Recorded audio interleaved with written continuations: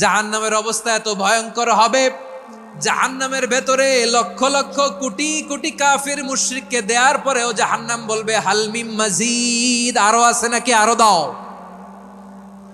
কোটি কোটি কাফেরের দল, মুশরিকের দল, সীমা লঙ্ঘনকারী দল, তাদেরকে যখন জাহান্নামে ফেলা হবে, বড় বড় পাথর খণ্ড জাহান্নামে ফেলা হবে, তারপরও জাহান্নাম বলবে হালমিম মাজিদ, আরো আছে নাকি, দাও, আরো দাও, আরো দাও। আমার ক্ষুধা নিবারণ হয় নাই। জাহান্নামে তো উত্তপ্ত হবে, জ্বলন্ত হবে, ভয়ঙ্কর হবে। জাহান্নামের এক অংশ আরেক অংশকে খেয়ে ফেলবে। আল্লাহু আকবার। ফেরেশতারাও টালমাটাল হয়ে যাবে। জাহান্নামের রক্ষী ফেরেশতারা কি করবে তারা নিজেরাও বুঝতে পারবে না। কোটি কোটি মুশরিক কাফেরদেরকে জাহান্নামে নিক্ষেপ করার পরেও জাহান্নাম ঠান্ডা হবে না, শান্ত হবে না, বলবে হাল মিম মাজিদ, আরো আছে নাকি, আরো দাও। তখন আল্লাহ তাআলার কুদরতি পা জাহান্নামের ভেতরে ঢুকিয়ে দিবেন। সুবহানাল্লাহ পড়তে পারলেন না মজা করে? কোনো কিছুতেই যখন জাহান্নামকে শান্ত করা যায় না, আল্লাহ তাআলা তার কুদরতি পা জাহান্নামে ঢুকিয়ে দিবেন। দেওয়ার সাথে সাথে জাহান্নাম থেকে আওয়াজ আসবে, কাত কাত বিইজ্জাতিকা ওয়া বিকদরিক, আল্লাহ বিইজ্জাতিকা ওয়া বিকারামিক, আল্লাহ আপনার ইজ্জতের কসম, যথেষ্ট হয়েছে, এনাফ এনাফ, আর লাগবে না। সুবহানাল্লাহ বলেন। ওই ভয়ঙ্কর জাহান্নামে আমরা যেতে চাই কেউ? আমরা সব সময় ওই জাহান্নাম থেকে আল্লাহর কাছে পানাহা চাই। আওয়াজ করে বলেন ঠিক কিনা? বিশ্বনবী সব সময় আল্লাহর কাছে আল্লাহর জান্নাত চাইতেন, আল্লাহর জাহান্নাম থেকে পানাহা চাইতেন। তিনি বলতেন আল্লাহুম্মা ইন্না নাসআলুকাল জান্নাতা ওয়া নাউযু বিকা মিনান নার। আল্লাহ তোমার কাছে জান্নাত চাই, তোমার জাহান্নাম থেকে পানাহা চাই। আবার আমরা যখন দোয়া পড়ি, আমরা পড়ি রব্বানা আতিনা ফিদ দুনিয়া হাসানাতাও ওয়া ফিল আখিরাতি হাসানাতাও ওয়া কিনা আযাবান নার। আল্লাহ দুনিয়ার কল্যাণ দাও, আখিরাতের কল্যাণ দাও, জাহান্নামের আগুন থেকে বাঁচিয়ে দাও। পড়ে আমিন। ওয়া কিনা আযাবান নার মানে কি? আল্লাহ তুমি আমাদেরকে বাঁচাও আগুনের শাস্তি থেকে। এটা বিশ্বনবীর সবচাইতে প্রিয় দোয়া ছিল।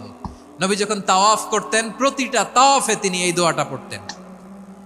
রুকনে ইয়ামানি থেকে হাজরে আসওয়াদে যখন তিনি যেতেন, এই দোয়াটা পড়তেন, রব্বানা আতিনা ফিদ দুনিয়া হাসানা ওয়া ফিল আখিরাতি হাসানা ওয়া কিনা আযাবান নার। আল্লাহ দুনিয়ার কল্যাণ দাও, আখিরাতের কল্যাণ দাও। আল্লাহ জাহান্নামের আগুনের শাস্তি থেকে তুমি আমাদেরকে বাঁচাও। আওয়াজ করে সবাই পড়ুন আমিন। সূরাতুল আহজাবের 45 এবং 46 নম্বর আয়াত আমি তেলাওয়াত করেছি, যেখানে আল্লাহ তাআলা বিশ্বনবীর 5টি বৈশিষ্ট্যের কথা বলেছেন। কয়টি? সবাই বলুন আওয়াজ করে, কয়টি? 5টি বৈশিষ্ট্যের কথা আল্লাহ তাআলা এই আয়াত দুটিতে উল্লেখ করেছেন। বিশ্বনবী সাল্লাল্লাহু আলাইহি ওয়াসাল্লামের জীবনী, ওনার বায়োগ্রাফি নিয়ে কথা বলাটা দুষ্কর, কারণ এটার কোনো শেষ নাই, কুল নাই, কিনারা নাই, বিয়ন্ডলেস, বাউন্ডলেস, বটমলেস। সুবহানাল্লাহ বলেন।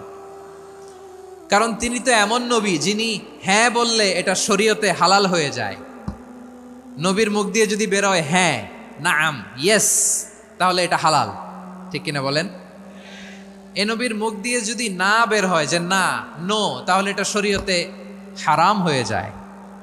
কেমন নবী আমরা পেয়েছি, যিনি হ্যাঁ বললে হালাল, না বললে হারাম, যিনি সাব্বাবা, এই আঙ্গুলি উপরের দিকে উঁচু করলে চাঁদ ভেঙে 2 টুকরা হয়ে যায়, যে নবী জমিন থেকে পা উঁচু করলে আল্লাহর আরশে মেরাজে চলে যায়, এমন নবীর উম্মত আমরা হয়েছি। যে নবীকে বাদ দিলে কোরআন বোঝা যায় না, কারণ এ নবীর উপরই কোরআন নাজিল করেছে কে? এ নবীকে বাদ দিলে হাদিস বোঝা যায় না, কারণ হাদিস তো এ নবীর মুখনিসৃত পবিত্র বাণী। সুবহানাল্লাহ পড়েন। এ নবীকে বাদ দিলে জান্নাত চিনা যায় না, কারণ জান্নাত তিনি চাক্ষুষ দেখে এসে আমাদেরকে মেরাজ শেষে বর্ণনা করে শুনিয়েছেন।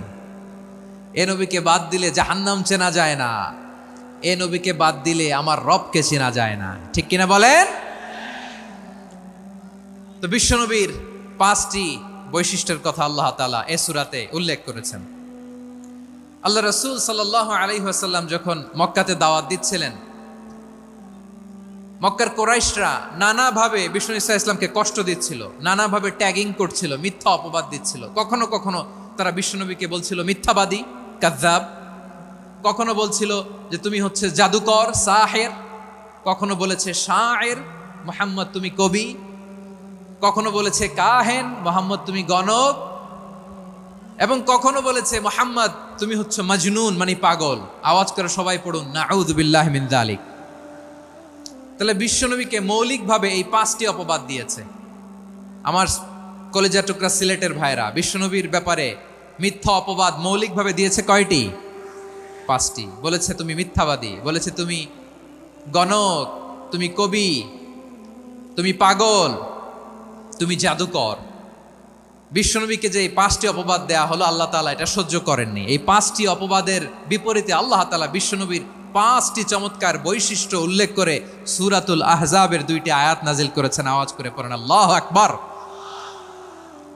5টি চমৎকার বৈশিষ্ট্য সূরাতুল আহজাবের ভেতরে রব্বুল আলামিন উল্লেখ করে আমাদেরকে জানিয়ে দিচ্ছেন, ইয়া আইয়ুহান নাবিয়্যু ইন্না আরসালনাকা শাহিদান ওয়া মুবাশশিরান ওয়া নাযীরা ওয়া দাঈয়ান ইলাল্লাহি বিইذনিহি ওয়া সিরাজাম মুনীরা।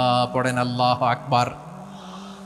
রব্বুল আলামিন ডেকে বলেন, ও নবী, নিশ্চয় আমি আপনাকে সাক্ষ্যদাতা রূপে প্রেরণ করেছি, সুসংবাদদাতা রূপে প্রেরণ করেছি, সতর্ককারী রূপে প্রেরণ করেছি, আল্লাহর দিকে আহ্বানকারী রূপে প্রেরণ করেছি, আর আলো দানকারী চেরাগ রূপে, প্রদীপ রূপে প্রেরণ করেছি। পড়েন সুবহানাল্লাহ।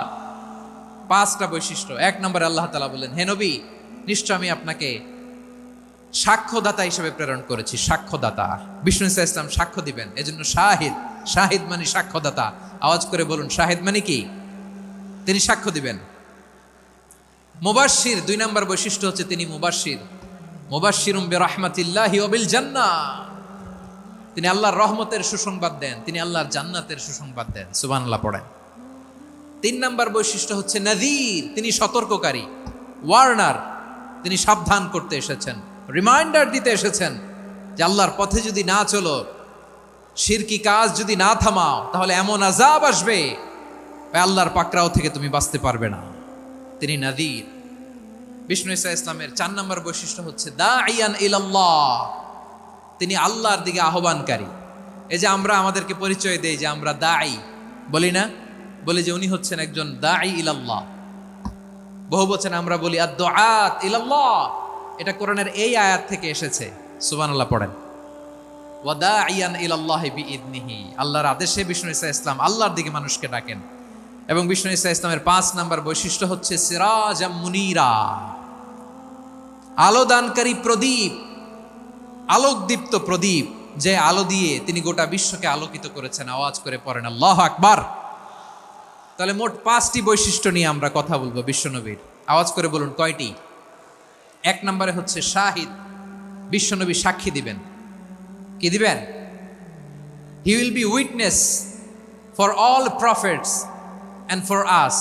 তিনি নবীদের উপরও সাক্ষী দিবেন, আবার উম্মতের উপরও সাক্ষী দিবেন। সুবহানাল্লাহ পড়েন। কিয়ামতের দিন আল্লাহ তাআলা প্রত্যেক নবীকে জিজ্ঞেস করবেন যে তুমি কি তোমার উম্মতের কাছে আমি যা যা পৌঁছাতে বলেছিলাম পৌঁছিয়েছো? নবীরা বলবে, আল্লাহ আমি পৌঁছিয়েছি।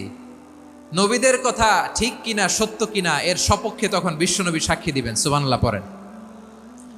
এজন্য রব্বুল আলামিন বলেন, ফাকাইফা ইযা জিনা মিন কুল্লি উম্মাতিন বিশাহীদিন ওয়া জিনা বিকা আলা হাউলাই শাহীদা।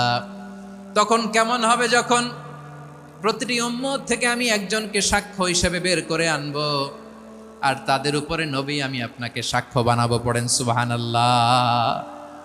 তাহলে সব উম্মতের ব্যাপারে সেই উম্মতের নবীরা সাক্ষ্য দিবে, আর ওই নবীদের উপরে আমাদের নবী বিশ্বনবী সাক্ষ্য দিবেন। সুবহানাল্লাহ পড়েন। এজন্য বিশ্বনবী হচ্ছেন শাহিদ। শাহিদের আরেকটা ব্যাখ্যা হচ্ছে বিশ্বনবী সাল্লাল্লাহু আলাইহি ওয়াসাল্লাম আমাদের সাক্ষীর উপরে তিনি সাক্ষী দিবেন। তিনি নবীদেরও সাক্ষী, আবার আমাদের উপর উম্মতের উপরও সাক্ষী। সুবহানাল্লাহ পড়েন। রব্বুল আলামিন বলেন, وَكَذَلِكَ جَعَلْنَاكُمْ أُمَّةً وَسَطًا لِتَكُونُوا شهداء على الناس ويكون